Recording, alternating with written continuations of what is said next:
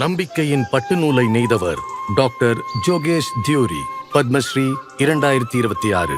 ஒரு செரிகல்ச்சரிஸ்ட், எளிய பட்டு வளர்ப்பை செழிப்பான தொழில்துறையாக மாற்றிய நிபுணர்.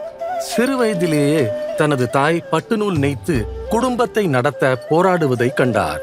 இயற்கையின் மாற்றங்கள் விவசாயிகளை ஏழ்மையிலும் பாதிப்பிலும் ஆழ்த்துவதை அவர் உணர்ந்தார். சின்ன வயசுல என் அம்மா எரிப்பட்டு புழுக்களை வளர்க்கறத நான் பார்த்திருக்கேன். அப்போதிலிருந்தே அதுல எனக்கு ஆர்வம் ஏற்பட்டது. எப்போதுமே எனக்கு தோணிக்கிட்டே இருந்துச்சு, ஒரு வாய்ப்பு கிடைச்சா இந்த துறையில ஏதாவது நல்ல விஷயம் செய்யணும்னு.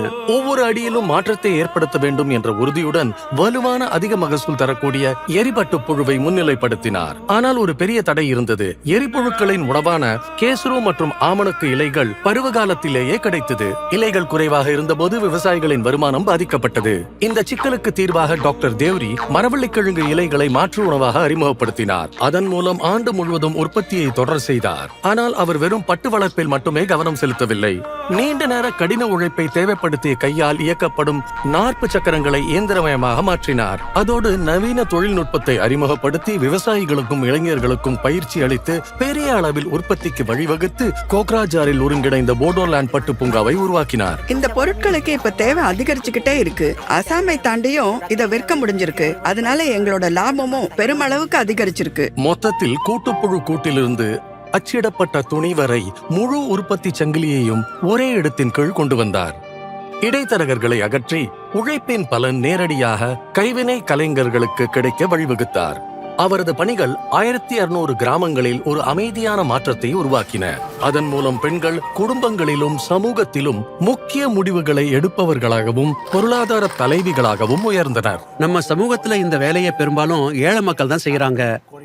ஆனா படிச்சவங்களையும் இந்த துறைக்குள்ள கொண்டு வரணும். இந்திய அரசும் இதுக்காக ஒரு முக்கிய முயற்சியை எடுத்திருக்காங்க.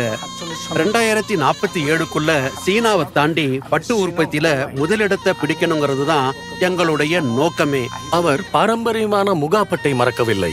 மானஸ் தேசிய பூங்கா அருகே காட்டு மூகா பாதுகாப்பகத்தை அமைத்து மரபையும் இயற்கையையும் ஒரே சேர பாதுகாத்து வளர்க்க முடியும் என்பதை அவர் நிரூபித்தார். நான் இதை தெளிவா சொல்றேன். நாளைக்கு முகாப்பட்டு போச்சுன்னா நமக்கு பொருளாதார இழப்பு மட்டுமல்ல, ஒரு வகையில முகா இல்லாம வெகுவே இல்ல. எரி முகா இரண்டையும் இழந்துட்டா நம்ம கலாச்சார அடையாளத்தின் ஒரு பகுதியையே இழந்த மாதிரி தான். டாக்டர் தியூரி தீர்மானமும் மாற்று சிந்தனையும் கொண்டவர். அவர் ஒரு கலை மரபை மட்டும் காப்பாற்றவில்லை, பட்டை அடுத்த தலைமுறைக்கு வருமானம் தரும் வாய்ப்பாக மாற்றி அசாமிய பட்டு உலகளாவிய பொக்கிஷமாக திகழ்வதற்கு வழிவகுத்துள்ளார். எரி நம்ம எதிர்காலம், முகா நம்ம நம்பிக்கை, மால்பரி நம்ம வாய்ப்பு. டாக்டர் ஜோகேஷ் தேவ்ரி, பத்மஸ்ரீ 2026. கோடி கோடி நமஸ்காரம்.